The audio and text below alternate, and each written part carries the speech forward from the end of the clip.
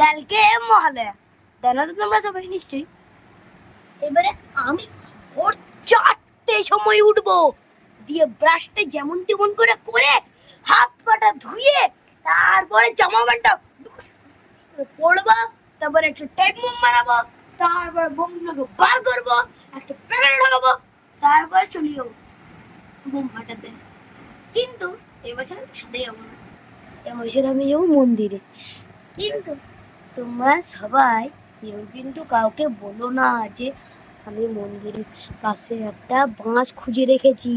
হ্যাঁ, কেউ কাউকে বলবে না, কারণ ওইটাই আমার ইম্পর্টেন্ট জিনিস। ওটাতে আমি বোম ঢুকাবো, তারপরে ওটাতে আগুন ধরিয়ে দেবো, বোমগুলোতে দিয়ে এই ধরবো, তারপরে ডুস ডুস করে, যেমন বাবর ইব্রাহিম লোদিকে কামান বন্দুকের সাহায্যে হারিয়েছিল, তেমনি আমিও আমার বন্ধুদের সেই অবস্থাটাই করব।